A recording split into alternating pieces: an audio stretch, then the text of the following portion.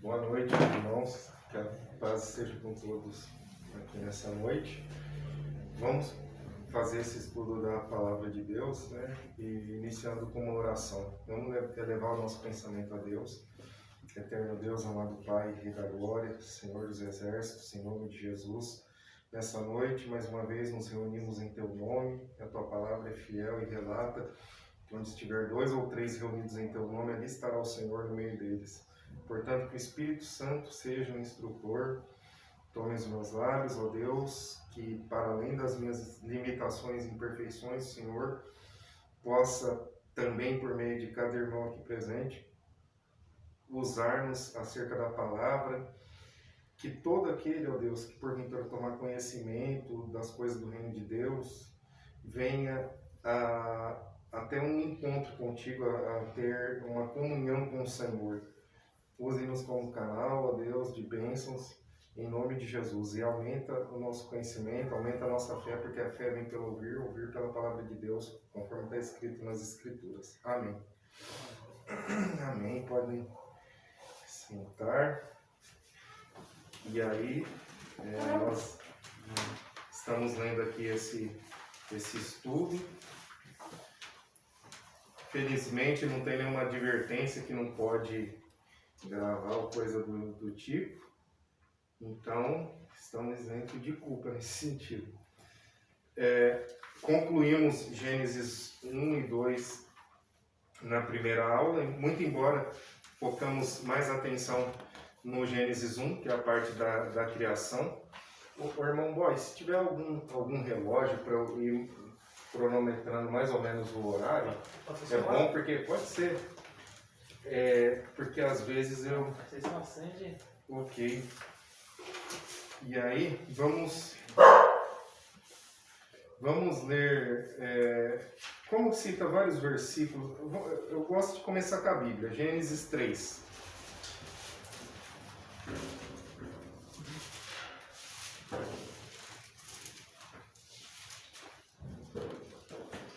A queda do homem. Aí está assim, versículo 1. Mas a serpente, mais sagaz que todos os animais selváticos que o Senhor Deus tinha feito, disse à mulher: é assim que Deus disse, não comereis de toda a árvore do jardim? Respondeu-lhe a mulher: do fruto das árvores do jardim podemos comer, mas do fruto da árvore que está no meio do jardim, disse Deus: dele não comereis, nem tocareis nele, para que não morrais. Então a serpente disse à mulher: é certo que não morrereis, porque Deus sabe que no dia em que dele comerdes, se vos abrirão os olhos, e como Deus, sereis conhecedores do bem e do mal. Vendo a mulher que a árvore era boa para se comer, agradável aos olhos, e árvore desejável para dar entendimento, tomou-lhe do fruto e comeu, e deu também ao seu marido, e ele comeu. Abriram-se então os olhos de ambos, e percebendo que estavam nus, cozeram folha de figueiras e fizeram cintas para si. Vou ler o versículo seguinte. Quando ouviram a voz do Senhor Deus, que andava no jardim pela viração do dia, esconderam-se da presença do Senhor Deus. O homem e sua mulher por entre as árvores do jardim. E chamou o Senhor Deus ao homem e lhe perguntou: onde estás? Acho que até aqui está bom. Então vamos ler fazendo um breve apanhado aí da parte final do que comentamos na ocasião passada, na nossa reunião passada. Falou da criação, do poder de Deus. Um aspecto interessante que eu ia falar sobre a evolução e eu esqueci, é a teoria da causa e do efeito. Por exemplo, se o macaco vem antes do homem, o homem seria o efeito. A causa, o efeito está sendo maior do que a causa.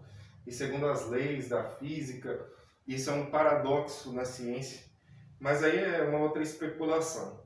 Mas vamos agora no estudo mesmo da palavra aqui, segundo esse método aqui proposto por essa apostila.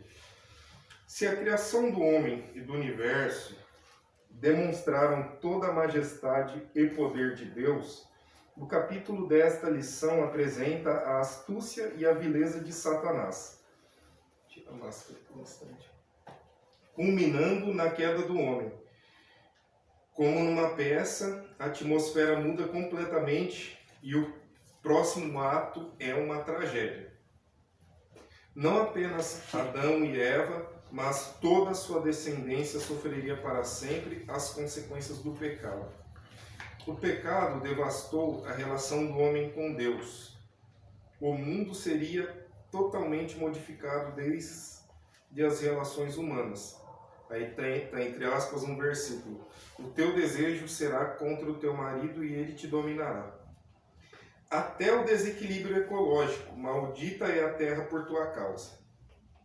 Portanto, fazendo um breve comentário, Deus criou com perfeição. Quando em Gênesis fala, disse Deus, haja luz e houve luz, e foi à tarde e amanhã o primeiro dia, como era contado em hebraico. Até hoje, quando eles guardam o Shabat, é das 18 horas da sexta até as 18 do sábado. Foi à tarde e amanhã o primeiro dia, e tudo que Deus ia fazendo estava escrito, e viu Deus que era bom. No sentido de Deus fez um trabalho, uma obra primorosa, e ele assim, aprovou. É a mesma coisa quando nós fazemos algo bem feito, nós damos assim, nós temos condições de emitir um juízo de valor e dizer, puxa, esse trabalho foi bem feito. Ou às vezes nós podemos dizer o contrário. Puxa, aqui eu deixei a desejar, não caprichei o suficiente, poderia ter feito melhor. E Deus fez perfeito e ele, na perfeição dele, ele avaliou como boa a obra que ele fez. E o que gerou a desarmonia foi o pecado. E o pecado não surgiu meramente ali com Adão e Eva. Nós aprendemos na nossa tradição evangélica que nos céus houve guerra, espiritual quando o anjo de luz quis estar ali no lugar do Criador, no lugar de Deus. Ele quis aquela glória para si. Ele era revestido de uma certa glória, ele tinha a sua importância, mas ele quis cobiçar, ele quis usurpar o lugar de Deus. E Deus é inigualável, Deus, é absoluto, não tem como alguém querer se igualar ao Senhor, e aí se achou iniquidade nele. Ele que era um querubim ungido, está em Ezequiel, Isaías. Os judeus entendem o seguinte, que o diabo, eles usam mais o termo Ra-Satã, que seria Satanás, o Satanás, é o caluniador. E diabo opositor, uma coisa assim. No sentido de que seria um ministro que foi instituído para, digamos assim, provar. Mas na tradição cristã, ele é um transgressor da lei de Deus. Eu acho que a Bíblia aponta mais ele como um transgressor, não como um ministro de Deus. Por mais que ali ele pediu permissão para Deus para tentar a vida de Jó, ele demonstra ser alguém que quer ali fazer o mal. E Deus é bom. Lógico, Deus, sendo criador de tudo, Deus conhecia que na ausência dele, naturalmente, o mal haveria. Porque, se, por exemplo, a luz está acesa, é um outro conceito da ciência. A luz existe. As trevas são, na verdade, a ausência de luz. E assim como o mal. Deus não criou o mal. É que a ausência de Deus, quando o diabo quis se apartar de Deus e o homem, quando ouviu a voz do diabo, quis se apartar de Deus, aí sim o pecado ganhou forma. O pecado existia, digamos assim, na onisciência de Deus, Deus sabia que a ausência dele é morte, é pecado. Mas Deus não, eu entendo que Deus criou tudo perfeito, Deus não queria que isso acontecesse. Por outro lado, quando Deus cria o livre-arbítrio, ele abre uma possibilidade. E aqui é complicado falar da onisciência de Deus e do livre-arbítrio. Há um questionamento.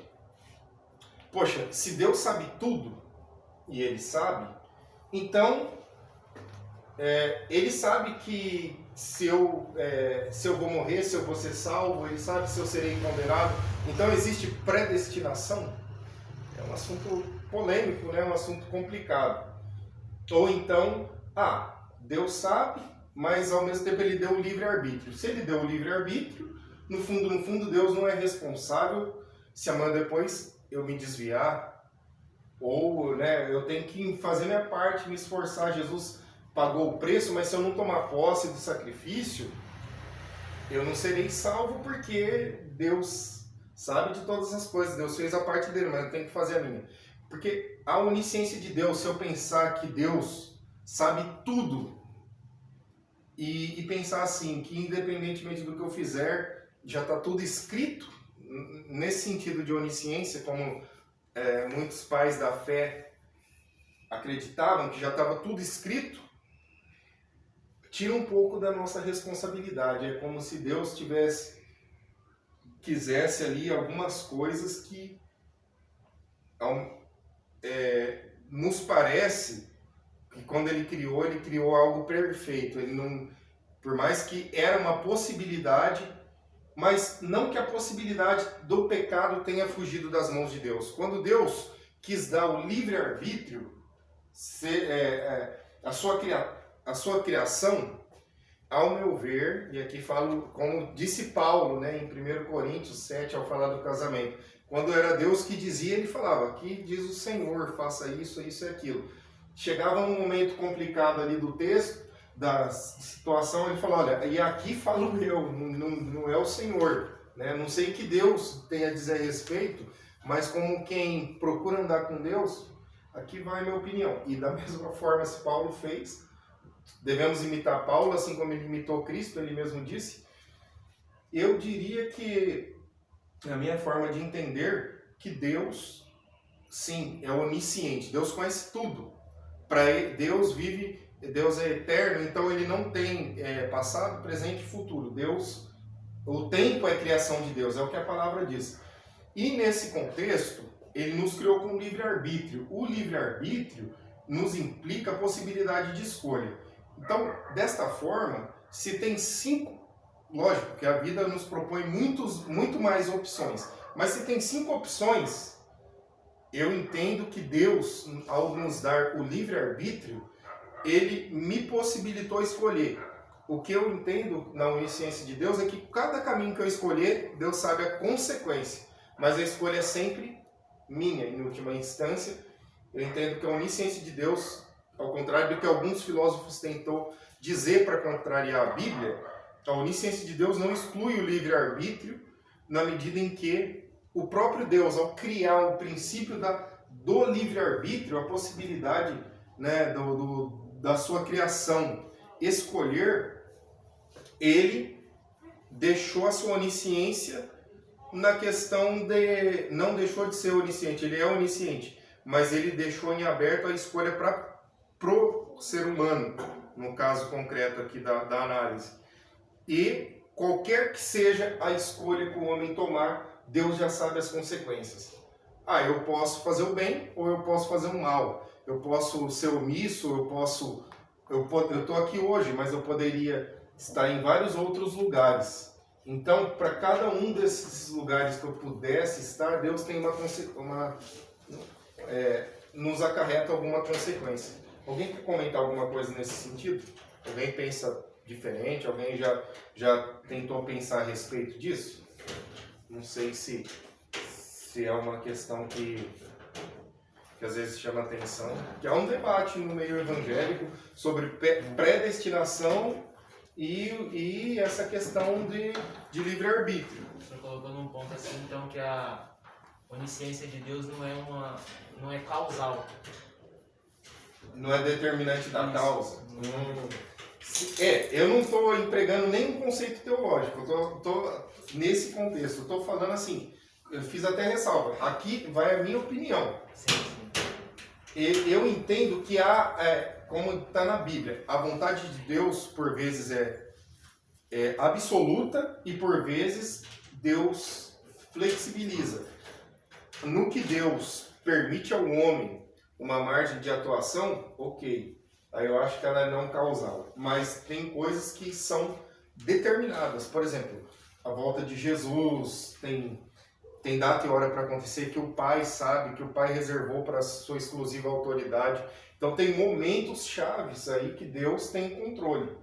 E é difícil de conceber essa questão. Esse talvez seja um daqueles mistérios que só na glória vamos entender plenamente. Mas na nossa condição aqui terrena, pecaminosa, limitada, eu acho que na minha forma de entender da palavra, eu entendo dessa forma. Não sei se seu irmão pensa diferente.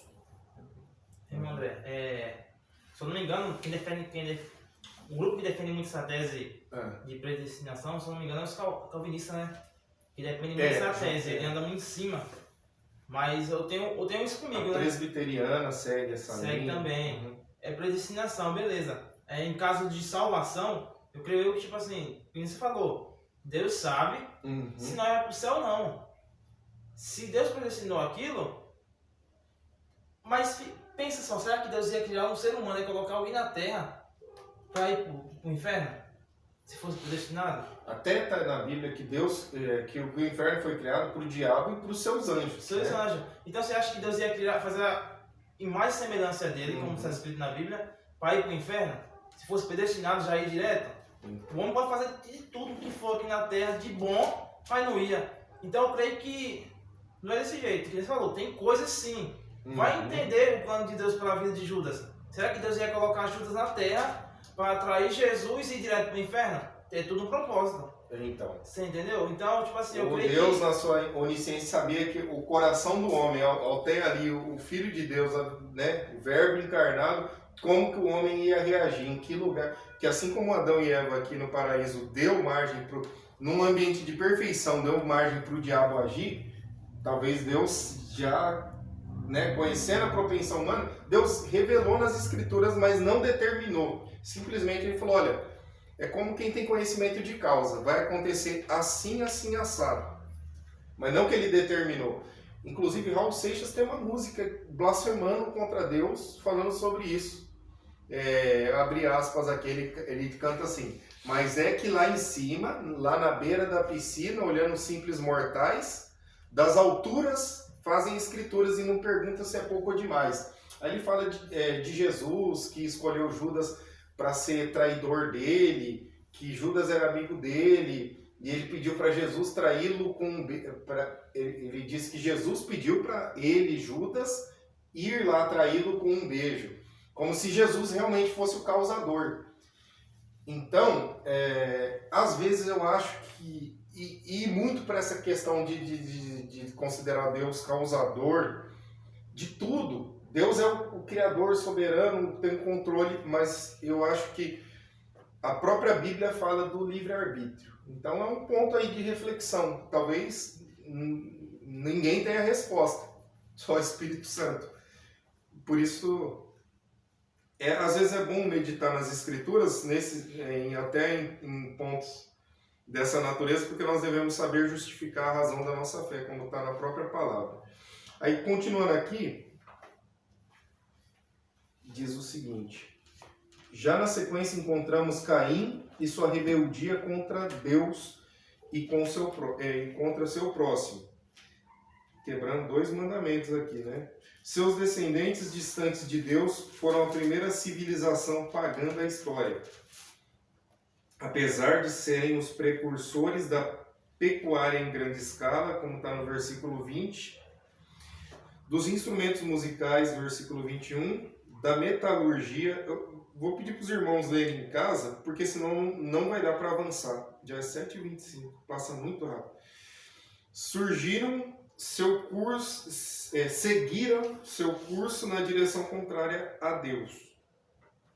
As demais características de sua geração descritas no capítulo 4 não são alentadoras. Por exemplo, o orgulho, poligamia, violência e intolerância são algumas das características. Então, parando aqui, nós vemos que depois que Caim matou Abel, Deus ainda poupou a vida de Caim. Deus pôs um sinal, tá aí já ali uma amostra da graça e da misericórdia de Deus. Tanto quando o homem e a mulher pecaram ali, Deus perguntou para Adão, muito se prega aí, e eu acredito que é verdade. Deus deu uma oportunidade do homem e da mulher se retratarem. Ó Deus, nós falhamos, desobedecemos, perdoe, né? Mas não, o homem disse, a mulher que tu me deste, ela me deu do fruto e eu comi. Ele não assumiu a sua responsabilidade, jogou para o outro. Muito próprio de nós, seres humanos, nos dias atuais. Infelizmente, difícil quem assuma a culpa dos seus atos. E a mulher, a serpente me enganou, ela, né? E aí eu comi o fruto. E Deus amaldiçoou a serpente para rastejar, e tem toda aquela questão se a serpente tinha patas ou não. Na biologia, há sim a tese de que havia patas dentro da teoria da evolução. Mas nós já falamos que dentro da fé são coisas talvez opostas. Há quem tente conciliar. A teologia progressista tenta conciliar a teoria da evolução com o relato da criação, dizendo que o relato da criação é alegoria. Mas, mesmo no sentido literal, quando Deus amaldiçoa a serpente para ela rastejar, dá a entender, também é outra coisa que não está literal no texto, então dá para especular dentro do texto que ela tinha pata de alguma forma, tanto que ela tem uns ganchinhos aqui, umas garras, para entender que em algum momento, né, foi dessa forma. Para os evolucionistas era tipo um lagarto que perdeu as patas, enfim, não vou entrar no mérito. E aí Deus amaldiçoou a serpente. Deus também deu uma sentença para a mulher, relacionado ao seu relacionamento com o marido, a gestação, dores de parto, coisas do gênero. E para o homem também. Só que com o homem Deus falou que toda a terra, tá aqui ó, maldita é a terra por sua causa, porque o mandamento foi dado a Adão. Toda a terra. A partir dali, aquele ecossistema perfeito passou a produzir espinhos, abrolhos, que eu nem sei o que é, tá lá. É bom ver o dicionário às vezes. Cardos, enfim. A terra começou a produzir não apenas coisas boas, assim, que Deus concebeu originariamente, mas coisas que a gente pensa, puxa, para que existe? Ou certos animais, como está em Isaías, a serpente não era para ser inimiga, assim, do ser humano. O diabo usou ali, mas era um animal como qualquer outro. Mas ela foi amaldiçoada porque, por meio dela, o homem veio a ter uma queda. E a natureza passou a ser maldita. Mas lá em Isaías está profetizado que a criança ia brincar com a cobra, com o leão, e não ia se machucar. Restaurando a ideia de paraíso.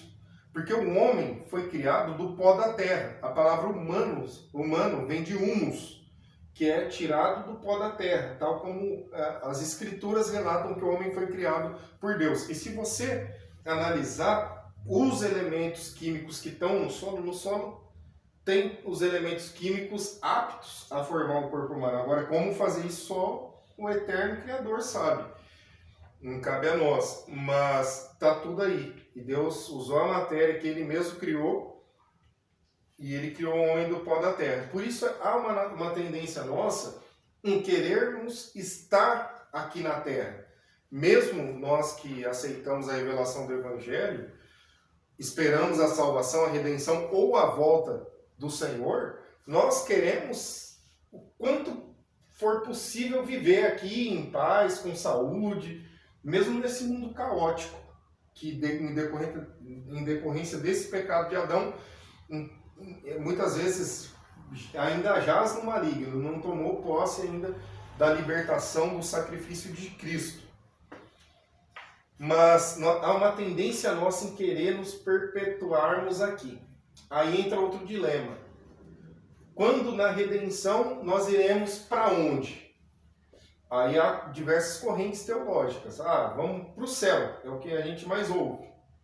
Ou vamos para o seio de Abraão aguardar em repouso.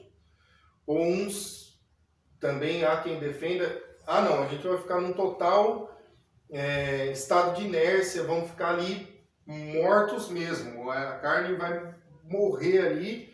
O inferno é a sepultura, o Seol do hebraico, que está nos Salmos, que está em Provérbios, é a sepultura. O inferno ali vai morrer, acabou, e só no juízo final que Deus vai trazer de volta.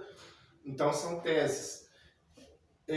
E essa questão de inferno, mas o inferno, tem um pessoal aí que vem agora com uma tese de que o templo foi destruído lá atrás, então Mateus 24 e os textos paralelos se cumpriram lá atrás. Acho que falei disso na ocasião passada. Mas, e também essa questão do inferno. O inferno é a Gehinná, se não me falha a memória o termo em hebraico, que era um lugar assim. Tinha o tabernáculo, vou usar isso aqui. Tinha o tabernáculo, as 12 tribos, 3 de cada lado. O centro estava o tabernáculo. Toda a impureza do tabernáculo era jogada fora da cidade, queimava, e ali quando queimava, tinha vermes, né? Bigatos, provavelmente, vermes ali queimando e tal. E a partir dali veio o conceito de inferno, embora está muito relacionado à sepultura. Sepultura, que é onde acabou ali a matéria, a carne. Mas essa questão de um plano espiritual da vida, da continuidade da nossa vida, que é algo muito mais complexo, se formos nos basear nas Escrituras, e aqui eu não quero ser polêmico, eu vou falar do que eu leio na Bíblia, no Apocalipse, fala em novos céus e nova terra, e fala em lago de fogo, que o próprio inferno e a morte serão lançados, e o diabo e seus anjos, e todo aquele que pratica aquela lista de pecados serão lançados no lago de fogo. Jesus, quando conta a parábola do Lázaro e do rico, parábola, uns entendem que aquela parábola ilustra uma literalidade, outros entendem que não, que é só uma ilustração. Partindo do princípio de que é literal. O rico que era mau, não por ser rico, mas porque ele era mau, ele não ajudava o seu próximo, ele teve uma situação de tormento depois que ele partiu. Já o pobre Lázaro, que não foi salvo por ser pobre, mas de certo devia ter um compromisso com Deus, foi salvo, estava no seio de Abraão, que Jesus não deu muito detalhe como seria esse seio de Abraão. O seio dá uma ideia de, está no colo, no braço do pai Abraão. Abraão é tido como pai da fé. Todo aquele que aceitou Jesus é filho da promessa. Deus prometeu em Gênesis, salvo engano, 14, que em Abraão seriam benditas todas as nações da terra. Então a promessa não é só para Israel. Tem coisa que é só para Israel, sim, é verdade. Mas também para todos aqueles que aceitaram Jesus. Então esse foi um propósito para Deus chegar até nós, a vinda do Messias, do Salvador, do seu Filho, e todos nós somos filhos de Abraão, segundo a promessa. Mas essa questão de céu pode ser uma interpretação. Por quê? Existe, quando fala em céu, é um termo equívoco, no sentido de, que é equívoco? Tem uma pluralidade de significados. Pode ser o céu atmosférico, o céu cósmico, que é o universo, e o céu celeste, que é um plano espiritual. Ao falar em céus, qual a referência? De nuvens, de céus. Quando Jesus, lá no dia de Pentecostes, em Atos, que ele vai para o céu e fala que ele vai voltar do céu como vistes ir. E Jesus fala em céu: ninguém desceu do céu senão ninguém subiu ao céu senão o Filho do Homem que de lá desceu. Aí ele fala em céus, reino dos céus, mas Jesus não define de forma assim cabal o sentido físico desse reino dos céus. Ele fala mais do sentido espiritual. Mas ele não diz... Ele vai levar nas nuvens no arrebatamento, e tem toda uma questão que João viu a cidade santa de Deus que descia do céu. Eu quero chegar nesse ponto, na seguinte conclusão, também pessoal. A cidade de Deus descia do céu. E lá estavam os santos, né? E tem toda uma questão ali do Apocalipse. Mas descia do céu. Porque no céu é o trono da glória do Pai. Jesus foi digno de chegar lá no céu porque ele venceu, ele era o Filho de Deus. E ali, diante do trono de Deus, falam 144 mil. Então são mistérios de entender como será, né, após a redenção, a nossa posição de humanos nesse reino vindouro. O que nós devemos fazer é buscar a salvação e aí Deus se encarrega de nos direcionar, porque não sabemos. Eu acho que a igreja vem de tradições, mas o que as escrituras diz sobre o assunto, nós não estudamos muito. Não é muito tradição estudar no nosso meio. E isso é importante, estarmos aqui reunidos, né? Talvez não seja o mais sábio para falar daqui das coisas espirituais, mas juntos nós podemos refletir, estudar a Bíblia, orando, e o Espírito Santo vai dando graça. Alguém quer comentar alguma coisa? Também tem a teoria de que o fogo é eterno não seria um eterno de tempo, mas sim um eterno de causa. De consequência. De consequência. Os adventistas e as testemunhas de Jeová defendem que os ímpios serão exterminados, o diabo também, os adventistas até que aventam a seguinte possibilidade: se os ímpios ficarem lá eternamente queimando e blasfemando, o pecado não terá sido exterminado nunca. É uma forma de interpretar, que também existe no meio evangélico. E diz também, né, na Bíblia que as coisas velhas se passaram, né? Eis que tudo se fez novo no reino vindouro, após o juízo final. As demais características de sua geração, descritas no capítulo 4, eu esqueci de adentrar nesse mérito. Caim, Deus protegeu ele ali, ele matou Abel, e ele foi, né, ele teve a sua esposa, que aqui adota a tese de que era uma irmã sua, porque a Bíblia muitas vezes não citava as mulheres. Adão teve filhos e filhas. Há também quem defende aqui em Gênesis 1, 26 e 27, quando Deus falou: façamos o homem conforme a nossa imagem, conforme a nossa semelhança, e domine, né, sobre as aves, répteis, etc. Deus tinha criado ali a humanidade e que Adão e Eva estavam ali no centro do paraíso. E tem uma outra terceira vertente que eu não me lembro, mas eu entendo que essa é a mais correta, assim, de que Adão teve filhos e filhas, Adão e Eva, e Caim pegou uma de suas irmãs por esposa.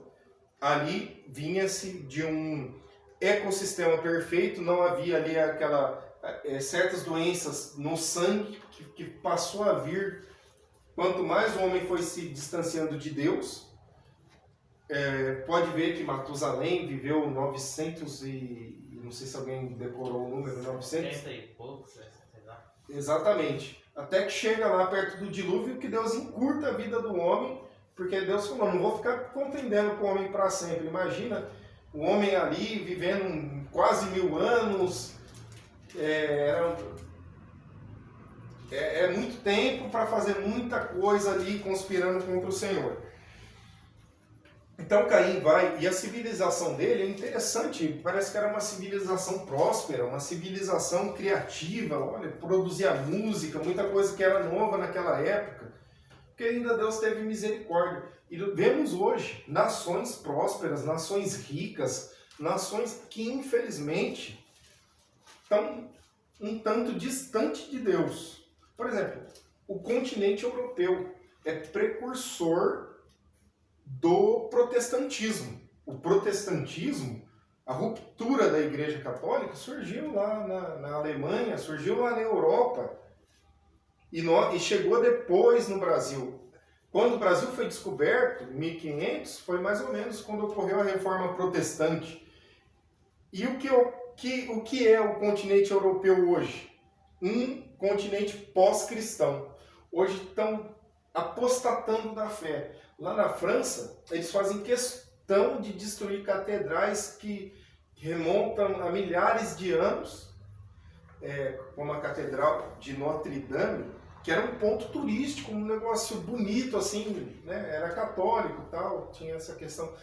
Mas, assim, há uma intencionalidade em apagar um passado de cristianismo na história deles. Eles querem se considerar pós-cristão, ou seja, pessoas seculares que acreditam no aqui e no agora, que acreditam na ciência, e os Estados Unidos já estão a passos largos também muito próximo disso, que o povo europeu que era perseguido ali pela Inquisição da Igreja Católica fugiu para o Novo Mundo, né, que era a América, a terra recém-descoberta, continente americano, e foram, né, lá para o norte. Também teve o Brasil e tal, e a América Latina como um todo, encurtando aí essa parte histórica. Os Estados Unidos foi criado com um princípio cristão e também maçônico, mas imperava ali a lei da liberdade de religião. Então ali o protestantismo era também muito forte, tanto que lá é predominantemente protestante, mas já está um protestante muito apostatado, tanto que de lá vem muita coisa, né? O rock, certas coisas assim pesadas até, lá tem muita bruxaria, como tem na França também. Então já está muito próximo de se tornar um país pós-cristão, e nessa toada, infelizmente, o Brasil também vem caminhando modestamente, mas já está não tão pós-cristão, porque o evangelho aqui ele ganha uma nova roupagem, mas é um evangelho a tendência de nos secularizarmos. Às vezes é bom falarmos a linguagem que a gente vai pegar ali as almas do mundo. Paulo falou, me fiz de tolo para ganhar os tolos, me fiz de tudo para ganhar todos. Tá lá várias modalidades ali que ele emprega por analogia. Só que o problema, ele se fez no sentido de, ele representou ali para ganhar a pessoa pro lado dele, mas ele não se deixou ser ganho por aquelas pessoas. E a igreja tem que tomar um cuidado de não virar refém, de não, no processo de evangelismo, ao invés de ganhar as almas, deixar que o mundo ganhe a igreja. E infelizmente parece que o mundo tem ganho força nesses últimos tempos. Parece que quando era a igreja pequenininha, humildezinha, que não tinha, né, tantos programas de TV, que não tinha deputados, que não tinha, né, tanta teologia sofisticada, aquela igrejinha, o Império Romano vinha, matava um, aparecia mais 10, e até que os imperadores aderiram ao cristianismo, lógico, corromperam, mas aderiram, porque senão o cristianismo teria engolido, sem pegar em espada, o cristianismo verdadeiro, só pelo Espírito Santo, que manteve a palavra intacta. Hoje em dia há quem defenda que a palavra foi adulterada, é outra mentira do diabo. Deus guardou a literalidade das escrituras, tem referências arqueológicas, cada vez mais em Israel se acham evidências da veracidade histórica da Bíblia, e o diabo está tentando desconstruir tudo isso. Então, prosperidade das nações não quer dizer necessariamente que Deus abençoou em algum momento, mas talvez até para quebrantar o coração deles, mas eles não se quebrantaram. Caim foi orgulhoso. Quando ele ofereceu ali os seus vegetais, seus cereais, o seu irmão ofereceu a ovelha, há duas vertentes. Uma vertente diz que Abel ofereceu sangue, sem derramamento de sangue não há, que os judeus chamam de capará, não há expiação de pecado. Capará, que é expiação de pecado, é derramamento de sangue. Foi o que Jesus fez por nós na cruz. Caim deu vegetais, legumes. As testemunhas de Jeová dizem que não, que o mérito não está aí no tipo de oferta, mas sim no coração de quem ofertou. Se pegarmos na lei de Deus, nos 5 primeiros livros, nós notamos que a oferta de cereais, a oferta de animais, a ofertas de movimento, há uma série de ofertas. Predominantemente a de expiação é derramamento de sangue.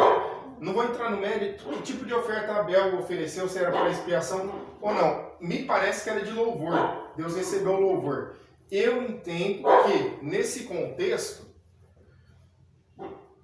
Deus não olhou essa questão, ao meu ver, porque Caim era camponês e Abel era pastor de ovelha. Cada um ofereceu do que tinha. Mas eu entendo o seguinte, pela leitura do texto bíblico, que é a intenção de quem estava ofertando, o coração de quem estava ofertando. E Caim se atentou demais para o fato de Deus ter aprovado Abel, ao invés de olhar para si. Normalmente a gente olha para o próximo, né? Puxa, por que o fulano prosperou? Ou qualquer outra coisa. Nós nos comparamos com o próximo, ao invés de buscarmos em Deus, saber quem nós somos, né? Quando nós temos um encontro com a nossa identidade, quem faz aquilo para o qual Deus tem um propósito, ele tende a ser muito mais assertivo. E uma vez eu ouvi uma pregação sobre Caim e Abel, um pastor que era de Araçatuba, agora ele está em Bauru, da minha atual denominação, né, da qual eu já pertencia, e ele falou, ele ilustrou de um modo interessante que eu nunca tinha pensado. Caim era o filho mais velho. E Caim estava ali com pai e mãe de primeira viagem, não só ali com ele, mas de toda a história da humanidade. Então era tudo novo, e eles aprendendo ali a criar aquela criança, provavelmente, não sei se eles já faziam tendas, era um processo doloroso. E daqui a pouco nasce Abel, partindo do pressuposto de que não teve nenhuma mulher ali entre os dois. E Abel, depois ele já tinha uma certa experiência, Caim já devia estar um pouquinho maiorzinho. Ele falou, é uma especulação, né? Uma conjectura. Não estou dizendo que é assim que está na Bíblia, mas podemos exercitar e raciocinar. E aí, Caim, às vezes, podia sentir ciúme de Abel. Às vezes ele ia fazer uma brincadeira que Abel fez. Para Abel era bonitinho. Para ele, menino, você está grande. Como acontece, às vezes, briga de irmãos. Pais, assim, ungidos, às vezes criam filhos e os filhos não se entendem, né? Por um ciúme, uma coisa ou outra. E esse tipo de coisa vai gerando raiz de amargura, se não for bem nutrido, se não for bem resolvido, se não for bem tratado. E aqui eu acho muito interessante essas igrejas que tratam o emocional também, porque o ser humano, Deus criou do pó um corpo e soprou-lhe o espírito, ele foi feito alma vivente. Aí entra um detalhe. Há uma vertente que diz que o homem é corpo, alma e espírito, assim como Deus seria Pai, Filho e Espírito Santo, e Jesus seria o corpo físico. Lógico, Jesus como corpo foi muito, muito depois da criação, mas ilustrativamente eles usam esse exemplo. E há uma vertente que diz que o homem é uma dualidade, que ele é corpo e espírito, porque Deus soprou o espírito e o homem foi feito alma vivente. Ou seja, nós, para essa teoria que a adventista segue, por exemplo, nós somos um corpo, sim, mas somos um corpo alma vivente. Quando morremos, aí sim é só um corpo. Enquanto estamos vivos, somos uma alma vivente. E o que nos fez alma vivente foi o Espírito de Deus. E está, se não me engano, em Eclesiastes, que quando morremos, o Espírito é de Deus, ele volta para Deus. E em 2º ou 1 Tessalonicenses também a referência. Mas eu entendo que é plausível esse raciocínio, mas eu encontro na Bíblia a divisão entre alma e espírito em alguns momentos e corpo. Então eu entendo pela questão da teoria trinitária, que somos um corpo somos alma vivente? Sim, porque há uma alma vivente em nós que receberá um juízo, ao meu ver, que eu entendo que após a morte haverá uma espécie de juízo, não o juízo final, e o Espírito de Deus volta para Deus. De todo mundo, seja ímpio ou não, o Espírito de Deus, a parcela, há uma centelha ali divina, que sem a qual não haveria vida. Então isso volta para Deus. Mas a alma vai receber o galardão, o juízo, a sentença. E o corpo vai voltar para o pó da terra. Ele vai se decompor. Para os judeus, o corpo, assim que morre, tem que decompor o mais rápido possível. Por causa desse processo aí de alma, espírito, né? Na nossa cultura não. Na nossa cultura tem um velório e tal. Eles não têm isso. A pessoa morreu, não tem velório, quanto antes. E a morte lá tem que ser encefálica, como aqui, e cardiorrespiratória. Aqui admite-se a morte meramente encefálica. Morte cerebral, às vezes o coração está batendo, porque para doar órgãos o coração tem que estar batendo. E aí a medicina nossa dá como morto, lá não. Só quando para cérebro e coração. E aí eles enterram o mais rápido possível em uma espécie de mortalha, para o corpo deteriorar o mais rápido possível. É uma visão cabalística, mas assim, já encontrei também na escritura que o principal é a questão da alma, estarmos em dia com Deus. Porque depois que você morre, o que fizerem com o seu corpo não tem muito peso, não tem peso em relação à sua salvação. Porque se você pecou, se você... Não adianta fazerem ritos depois, que aí depois da morte, o homem está destinado a viver uma só vez, vindo depois disso a morrer uma só vez, vindo depois disso juízo. Mas são visões sobre um assunto que intriga a humanidade, a morte. Alguém quer comentar? Falando de morte, irmão André, ser cremado seria um problema? Então, dentro do judaísmo é visto como um problema. Porém, já ouvi um vídeo do meio cristão que fala uma coisa: o nosso corpo vai voltar para o pó. Diz que a cremação é uma forma de acelerar esse processo. No Apocalipse também fala que deu o mar, os mortos que nele haviam, o fogo, todos os lugares, né, onde as pessoas morreram ali, o corpo foi desintegrado. Deus chamou de volta tudo ali para o juízo. Eu, por exemplo, eu não sei, não gostaria de ser cremado. Eu acho que o certo é ser sepultado, mas eu não entendo que não vai interferir. Mas assim, a gente tem que ouvir o que o Espírito Santo fala no nosso coração. No meu coração, eu acho que o correto, o mais indicado é ser sepultado. Não sei, talvez é uma coisa pessoal. Mas assim, em tese, é só aceleração do processo de deteriorização do corpo. Muito embora, na terra, no pó da terra, restam os ossos. A parte de carne, né, o líquido, né, os fluidos, tudo vão...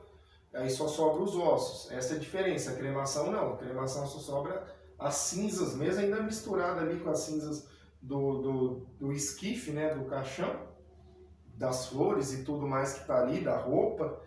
Toda uma cinza mistura, cinza de restos mortais com as coisas ali dos invólucros que entram lá na fornalha para decompor o corpo. Então, eu li alguma coisa, eu não me lembro e deveria ter anotado, porque eu fiquei muito pensativo, certa feita, com essa questão se os judeus estão certos, que a pessoa morreu tem que enterrar logo, que cremar. Foi um assunto assim que eu fiquei, puxa, eles dizem que é sofrimento para a alma, essas pessoas que ficam 9 anos enterradas e tá o corpo inteiro. Não sei se vocês já ouviram dizer que acontece às vezes. Esses caixão, essas sepulturas gaveta, né? Às vezes o corpo não deteriora. E nos Estados Unidos, recentemente não, o vídeo que eu vi recentemente, acharam uma menininha enterrada assim embaixo de uma casa, porque construíram a casa onde antigamente era um cemitério. E abriram assim, né, depois chamou lá alguém, abriram, o corpinho da menina estava intacto. Aí depois trocaram o caixão, enterraram lá em outro lugar. Às vezes acontece. Aí, né, depois de morta, a pessoa não responde por si. Será que Deus ia permitir uma coisa assim, né? Então, algo pós-morte influenciar na nossa alma, causando um sofrimento?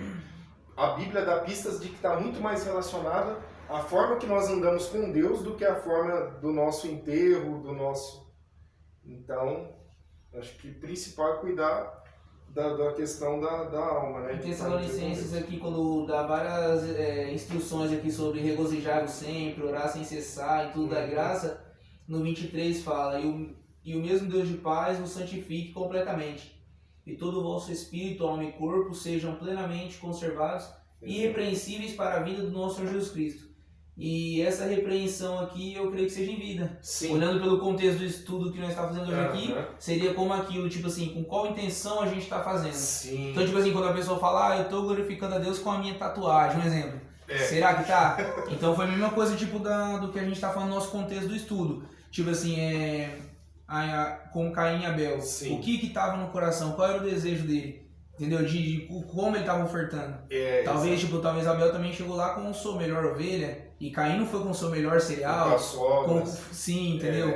Só que aí também já tem aquele lado da importância que o pessoal na Bíblia dá pela questão de lugar ao qual as pessoas estão enterradas, os ossos estão sobre aquele lugar. Tem uma importância quando Abraão compra o lugar onde sua mulher ficou enterrada, onde, tipo assim, quando jogou alguém sobre os ossos de Eliseu e ressuscitou. José que foi enterrado no Egito. Então, tipo, tem essas questões, né? Bem observado. E aí me lembrei de um ponto. José, ele foi embalsamado. Pode ler lá no final de Gênesis, ou não sei se já era o começo de Êxodo, acho que é no final de Gênesis, no finalzinho mesmo. Ele foi embalsamado e foi num caixão egípcio. Ou seja, os egípcios eram peritos em conservar o corpo. Só que ele deu ordem de que Deus vai levar vocês de volta para a terra prometida que ele jurou aos nossos pais. Quando isso acontecer, peguem os meus ossos e levem e enterrem lá. Eles falam muito disso também, essa questão da importância do lugar onde se enterra a pessoa, para eles tem um peso espiritual. Aí está aqui. É somente com o surgimento de Sete que o nome de Deus volta a ser invocado na Terra. Passaram a desenvolver tecnologias e tal, começaram a achar que não precisavam do Criador. Algo parecido, com o que acontece hoje. Hoje tem internet, tem computador, tem avião, parece até que a gente não precisa de Deus em alguns momentos. Isso tudo se deve ao fato de que Adão, após pecar, gera um filho à sua semelhança, Gênesis 5:3, ou seja, que carregava os genes da doença incurável do pecado. Em relação ao recorrente assunto da mulher de Caim, é preciso levar em conta que a narrativa de Gênesis não se restringe ao capítulo 2. Olhando para a primeira genealogia de Gênesis 5, fica claro que Adão e Eva tiveram mais filhos e filhas, uma das quais tornou-se sua mulher, no caso de Caim. As relações humanas e genéticas de então permitiam que esses casamentos consanguíneos fossem efetivados sem dificuldade. Até dentro da teoria da evolução, acharam um hominídeo, um suposto fóssil, que seria lá da África a mulher que seria a mãe, de todos os seres humanos. Até admitindo essa ideia de que surgiu de um único tronco, até que para eles é um acidente, o ser humano foi um acidente de muitas evoluções, e aí aquela espécie diferente teria se multiplicado. E aí um exercício aqui, né, de raciocínio. As espécies híbridas que existem na natureza, por exemplo, o ligre, o timão, ligre é, não sei se é a leoa com o tigre ou o tigre com a leoa, e tem o timão que é leão com tigresa, enfim, não sei exatamente a ordem, mas um exemplo. Geralmente são estéreos. Cavalo com, como que é? Jumento, mula, um dos dois é estéreo. Então, esses hibridismos, os acidentes genéticos que existem na natureza, são estéreis. E a Torá proibia o homem de criar espécies novas. Essa manipulação genética, coisa que hoje em dia tem sido feita, até com os nossos alimentos. Vão surgindo doenças novas, vão surgindo, o homem vai plantando certas coisas, rompendo limites estabelecidos pela palavra, e depois vem consequências indesejosas, indesejáveis. E nós pegamos ali a dieta bíblica. Se o povo que estava ali no Egito, peregrinando no deserto, se a dieta deles fosse igual à nossa de hoje, pode tirar o fast food, mesmo as coisas naturais. Hoje em dia, comemos muito mais coisas do que o judeu come até hoje. A dieta judaica é restritiva, bem restritiva. Eles só comiam o que a dieta bíblica autorizava. Se eles comessem algo parecido com a nossa comida, isso tirando fast food, tirando refrigerante, se pegar só o que comemos de natural. Se comêssemos essas coisas lá, morreríamos no deserto. Então Deus proibiu, o cananeu come, os estrangeiros aí eles comem, eles estavam ali alojados, né? Agora vai peregrinar no deserto comendo, sei lá, carne de porco, outras carnes. E aí, então você vê que a dieta que Deus estabeleceu é para o bem do homem. Inclusive, essa dieta foi tida como a melhor do mundo hoje, pela ciência. Essa dieta foi tida, eu já vi uma pesquisa sobre alimentação, essa dieta bíblica foi considerada a melhor. A melhor. Então, os mandamentos de Deus, na verdade, são vida. Parece que são restritivos, mas na verdade Deus está dando vida para nós. O manual, quem tem é o Criador. Nós devemos segui-lo, se quisermos viver. Em relação acho que eu já li isso. Eu parei aqui. Na história da raça humana, tal fenômeno ocorreria novamente após o dilúvio, né, de irmãos casarem com irmãs, uma vez que somente Noé, sua esposa, seus filhos e noras foram salvos pela arca. Creio que nessa época, na verdade, como tinham 3 filhos, cada um a sua respectiva esposa, aí já não era entre irmãos, né, era entre primos, coisa que ainda existe nos dias atuais, e de lei e reler as proibições de casamentos, eu não encontrei restrição com primos, com tio e tia, assim, com irmãos, mas com primos na Bíblia eu particularmente não encontrei. Tanto que a lei nossa é bem parametrizada com essa questão do incesto, e a nossa lei também não proíbe casamento entre primos. Ou seja, a realidade do dilúvio já era mais próxima à nossa. E Jesus usa o exemplo do dilúvio, né? Foi o dia da vinda do Senhor, do Filho do Homem, será como nos dias de Noé. As pessoas casavam, se davam em casamento, comiam, bebiam, até que de repente chegou o juízo, né? Muito parecido com o que acontece conosco. E aqui vou dar uma agilizada aqui para concluir essa segunda parte. Pontos altos, está aqui. Não sabemos quanto tempo que passou após o relato do capítulo 2. Há uma contagem aí, né, que na cronologia bíblica, mas não temos certeza. Pode ter acontecido ato contínuo, pode ter levado um tempo, e isto não faz diferença na história da humanidade. O que efetivamente interessa é o que aconteceu. O pecado entrou em cena. O capítulo 3 de Gênesis é o registro da decisão fatal que afetaria diretamente todas as dimensões da existência humana. Alguém abre Romanos 5,12? Mas notem que Deus ali mesmo já falou que o filho da mulher ia pisar a cabeça da serpente e que ela lhe morderia o calcanhar. já profetizando a vinda de Jesus, que iria destruir o diabo e que o diabo ia ferir o calcanhar, né, de Jesus. O diabo crucificou, mas foi permissão de Deus para a redenção do homem. E ali Deus pôs vestes no homem e na mulher. Aí está um outro dado curioso. Eu gosto sempre de correlacionar com o judaísmo. Por quê? Porque a Bíblia foi escrita em hebraico, não foi escrita em português. Português até é tradução da tradução da tradução. Então, sempre que possível, eu me volto para o texto original.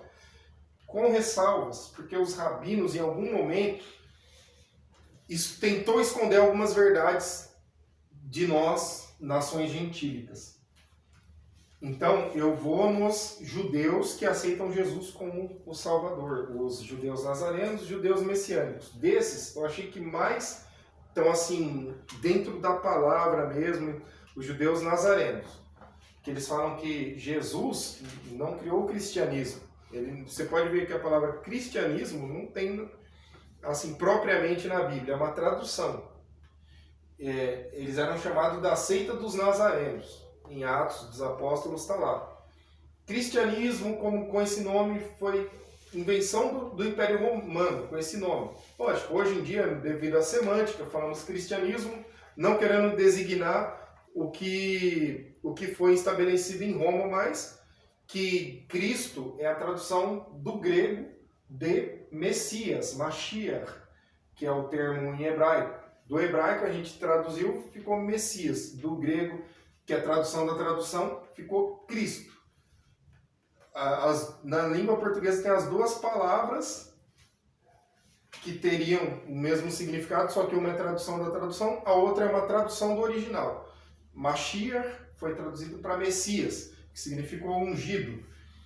Mashiach foi traduzido para o grego, para Cristó, que foi traduzido para outras línguas. O português traduziu do grego, ou do francês, ou de qualquer outra língua que vem na cadeia de traduções até chegar à tradução do português, que já foi feito um teste de comparação, é confiável, principalmente dizem que a tradução do hebraico, uma das melhores é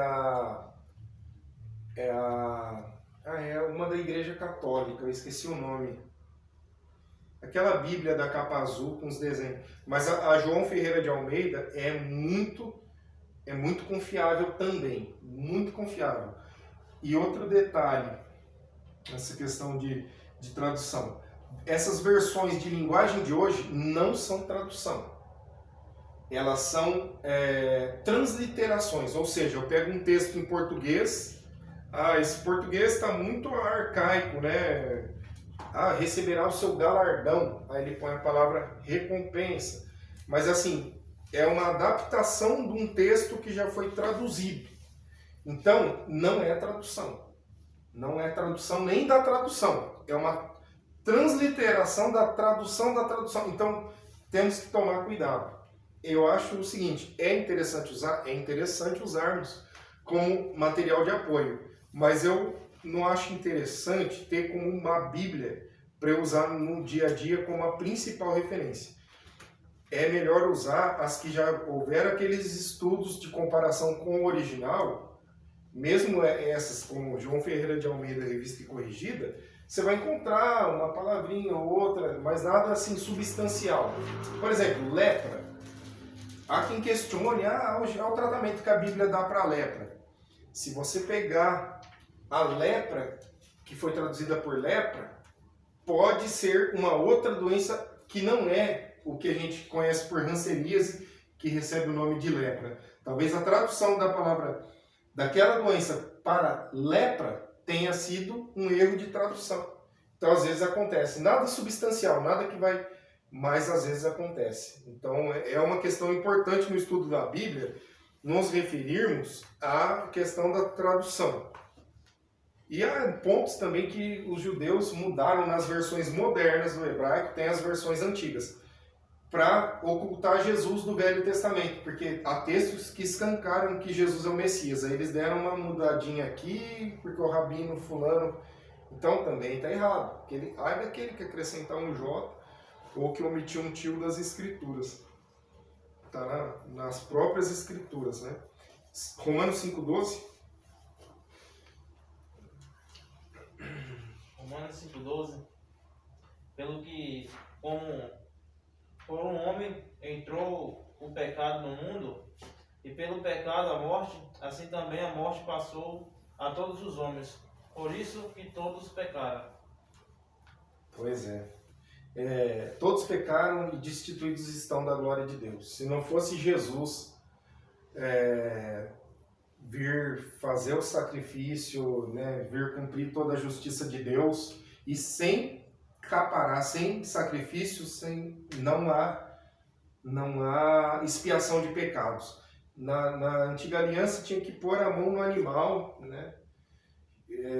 Aquele animal morria no seu lugar. Era para impingir no ser humano uma consciência moral de que o pecado produz morte. O pecado separa de Deus, e aí o derramamento de sangue era o que foi estabelecido.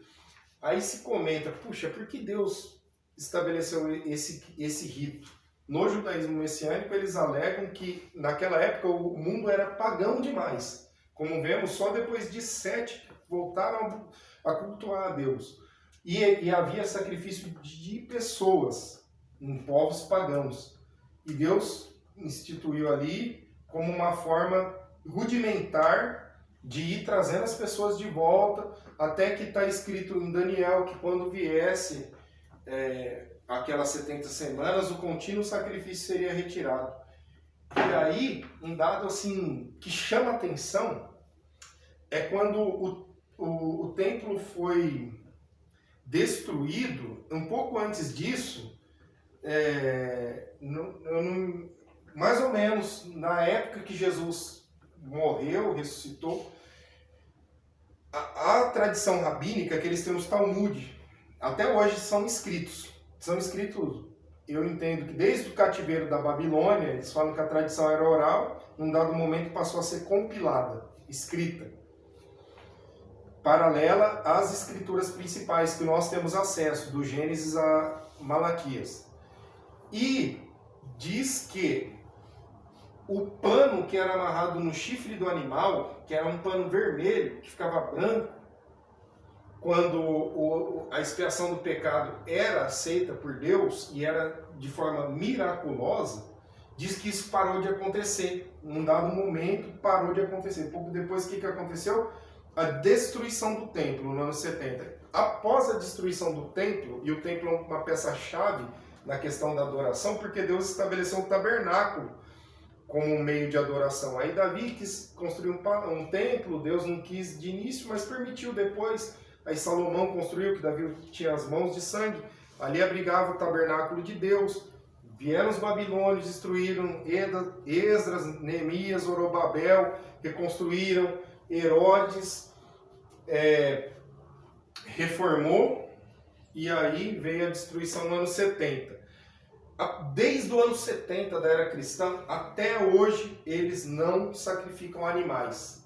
E está escrito na profecia das 70 semanas que quando viesse o Messias ali, o contínuo sacrifício seria tirado. E foi tirado. Portanto, essa é a profecia, que é a única profecia bíblica que deixam eles com uma pulga atrás da orelha. Puxa, acho que Jesus é o Messias, hein? Aí eles, não, mas o rabino, aí eles começam. Mas fora isso, todas as teorias, as profecias da vinda de Jesus no Velho Testamento, eles têm uma resposta pronta. Agora, essa é a que deixa eles com a pulga atrás da orelha. Eu vi um judeu que já blasfemou muito de Jesus falar que essa é a única profecia mesmo que poderia apontar para que Jesus fosse o Messias. Ele falou que Deus nos guarde disso. Mas, que ele se converta, que na verdade Jesus é o Messias. É que infelizmente eles estão cegos espiritualmente, e a propósito para que essa graça chegasse até nós. Mas é interessante quando a gente vê com clareza esses detalhes bíblicos, parece que a fé da gente aumenta, né? Eu vou pedir para cada um ler, irmã, lê esse do cenário, o irmão Daniel 2, aí vamos ler, aí vai parar o número, acho que vai no no irmão Francisco vai para um bom papo e depois eu leio o leve para casa. O cenário. O Jardim do Éden, o paraíso, onde tudo tinha equilíbrio perfeito e absoluto. O coração da mulher e do homem, ainda não corrompidos pelo pecado. Corpo, alma e espírito impolutos. A mente humana em perfeito e pleno uso. B. De acordo com algumas versões da Bíblia, homem e mulher estão juntos no momento da aproximação da serpente. Certo. Se quiser comentar alguma coisa, acho que tem muito a ver com o que falamos, que Deus criou tudo perfeito, né? Meu irmão Daniel. O diabo. A.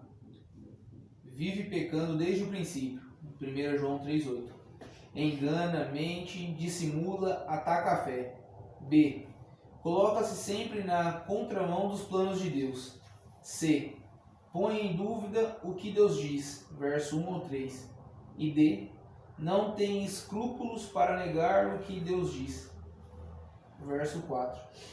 E o diabo trabalha assim até hoje, sempre relativizando a palavra de Deus. Ah, mas não é bem assim. Esses poréns, muitas vezes, você havia feito uma citação também sobre, tipo, sempre o homem está querendo criar, buscando mais, assim, querendo buscar mais coisas, e isso implica em novas doenças, em novas... Sim. E paramos para ver que aquele fruto, a árvore, era o quê? Do conhecimento. Isso. Então eles estavam ali no jardim, vamos dizer, no jardim da inocência. Eles iam dar na inocência e, tipo assim, totalmente dependência de Deus. Exatamente. E aonde o sair da inocência cria uma certa independência. É uma tentativa de ser Deus. É isso que tem afastado hoje muitas pessoas, muitos cristãos, e tem destruído muitas igrejas. Eu estava conversando com o Alan essa semana, ele foi em casa e falando sobre isso. Tipo assim, o que acontece? Cria-se, o Evandro Moretti, ele deu uma palestra de casais para nós na igreja e isso tem acontecido. Ele começou a criar uma teologia fora do que tinha da igreja dele. Certo. E ele brigou com o pastor dele porque ele queria dar ceia para todo mundo. E aí, inclusive, acabou que ele abriu o templo dele. Aí eu falei ainda pro Alan, falando sobre isso, falei, sabe o que vai acontecer? Uma outra pessoa vai acontecer isso na igreja dele, que vai criar uma outra teologia. Igrejas vão ser surgidas, infelizmente. Tudo porque saiu da inocência. Saiu da inocência, quis buscar algo além do que aquilo que Deus havia permitido. E quebrando princípios, né? Porque a Bíblia estabelece princípios, temos que ter submissão com os nossos pastores. Hebreus 13:7, se eu não me engano, imitai os vossos pastores. Não, como que é? Hebreus 13:7. Sujeitai aos vossos pastores, a fé dos quais imitais, atentando para a sua maneira de viver. Hebreus 13:7. Alguém pode ler aí?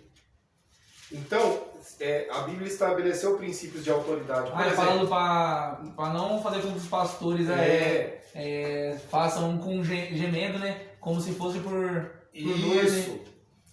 Lembrai dos vossos pastores que vos falarão a palavra de Deus, a fé dos quais imitai, atentando para a sua maneira de viver. Isso, é uma tradução um pouquinho diferente da minha, talvez, mas é esse o sentido mesmo.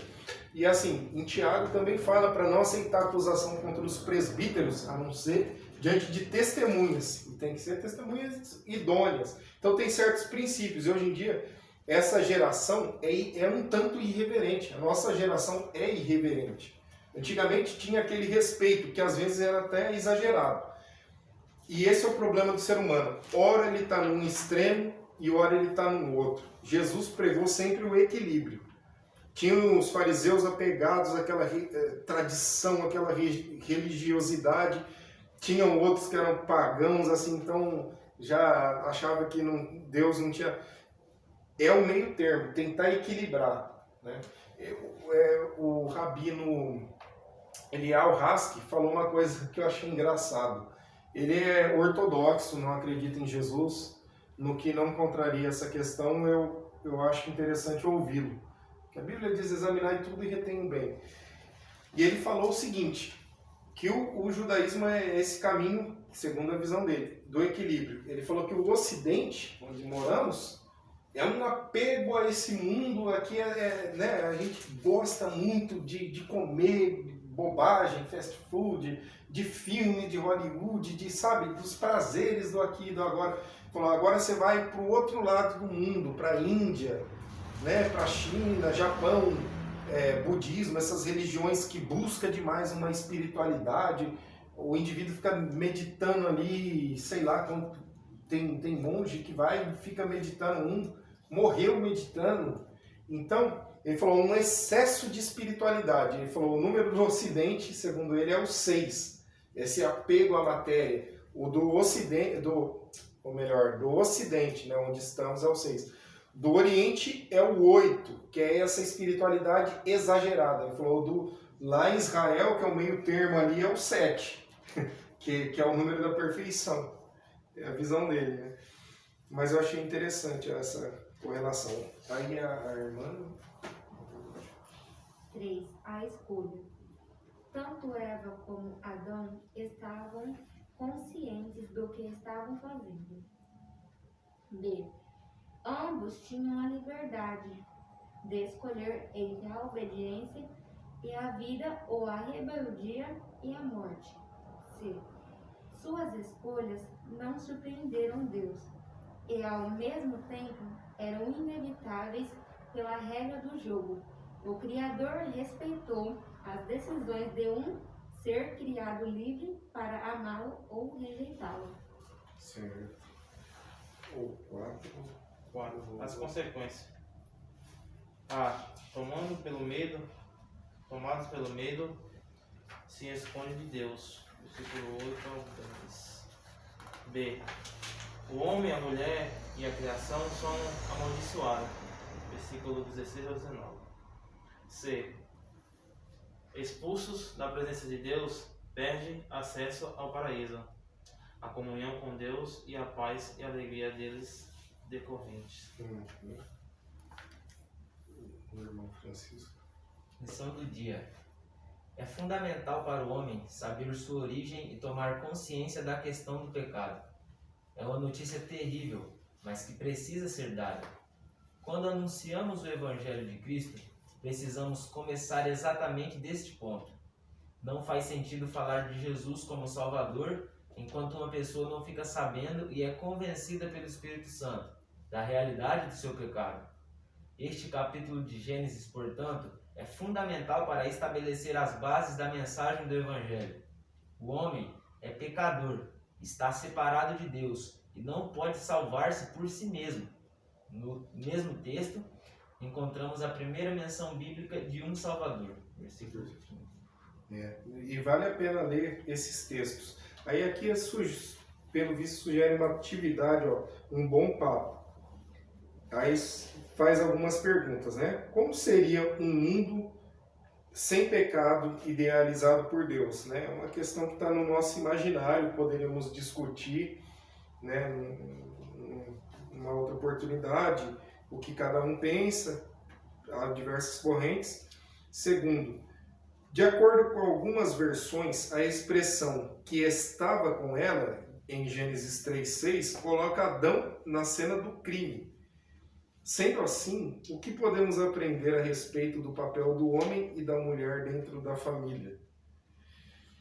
Um outro questionamento que, talvez seja interessante levarmos para refletir.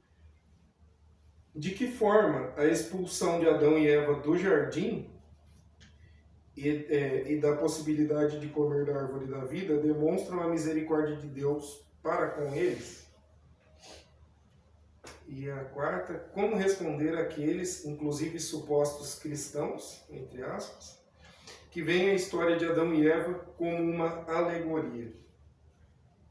E aí o leve para casa, desde o primeiro dia em que o ser humano pecou, ele descobriu que não vale a pena viver no pecado.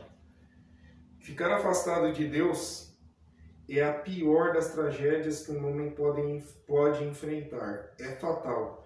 Pecar é colocar-se em rota de colisão com o Criador. Não vale a pena. Ore a Deus para que essa convicção infundada em você, infunda em você um desejo perene, permanente, constante, de santificar sua vida e viver em plena comunhão com Ele através de seu Filho Jesus. E a moral da história é que Deus criou tudo perfeito, o homem pecou, teve a queda ali, o pecado original, e aí toda a humanidade ficou debaixo do jugo do pecado, e somente com a vinda de Jesus, que Jesus quebrou, tomou, né, a chave da mão do diabo, e aí a partir nele nós conseguimos vencer o pecado. Enquanto estivermos nesse corpo, vamos fatalmente pecar, mas o jugo do pecado ele quebrou. Se tomarmos posse, se vivermos nele, se guardarmos os seus mandamentos por meio dele, não por mérito próprio, pela salvação no seu filho, no Filho de Deus, nós obtemos a salvação, a vida eterna, o paraíso que Deus prometeu, que Jesus também prometeu ali para aquele indivíduo na cruz com ele. E assim, né, podemos finalizar por aqui. Eu gostaria de pedir para o irmão Daniel fazer uma oração para encerrarmos. Quer chegar aqui? Não. Queria que você aparecesse aqui. Mas tá bom. Amém? Senhor Deus, obrigado, Pai, por esta noite, ó Deus, onde o Senhor nos concedeu, Pai, esse minuto, Pai amado, esse momento de aprendizado da Tua Palavra, que possamos sair daqui, Pai amado, aleluia, Deus, restaurados, Senhor, pela Tua Palavra, transformados pela Tua Palavra, que ela venha entrar em nosso coração e que possamos tirar de perto de nós tudo aquilo que nos impede de crescer espiritualmente, que possamos aprender, Pai amado, a dizer não às tentações, que possamos estar com nossos ouvidos ligados àquilo que o Teu Espírito Santo tem para nós, que possamos, Pai amado, levar aquilo que nós aprendemos adiante, que não venhamos simplesmente guardar para nós, para sermos pessoas obesas de conhecimento, pendendo somente para teorias, mas sim para a prática do Teu Evangelho, Pai. Que possamos, ó Deus, saber abraçar as pessoas, que possamos saber, ó Pai amado, direcionar, Pai amado, aquelas vidas que se encontram perdidas dentro de teologias, perdidas, Pai amado, dentro de dogmas, Pai amado, mas que possamos deixar que o Teu Espírito Santo adentre em nosso coração e que aquilo que o Senhor faz em nós, que possamos também fazer na vida das pessoas. Assim nós Te agradecemos, Pai amado, por essa noite. Abençoa, Deus, a vida de cada um que está ouvindo, abençoa a vida daquelas pessoas que estiveram aqui, aleluia, Deus, e abençoa a vida do André Luiz, que trouxe esse momento para nós. Assim Te agradecemos, exaltando o Teu nome. Em nome de Jesus, Deus, amém. E abençoe os anfitriões, né? E importante essa questão das teorias. Eu, pessoalmente, eu vejo várias e procuro adotar o critério de ir pela palavra, né? Às vezes a minha interpretação pode não ser a mais fiel, mas procurar a palavra e assim, evitar as divergências, buscar sempre, por exemplo, as igrejas durante um tempo passavam uma querendo provar que estava mais certa que a outra.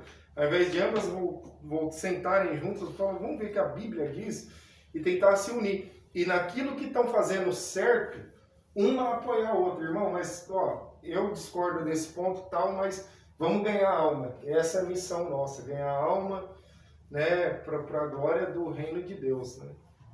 E é isso. Perdão. Pode o vermelho, né?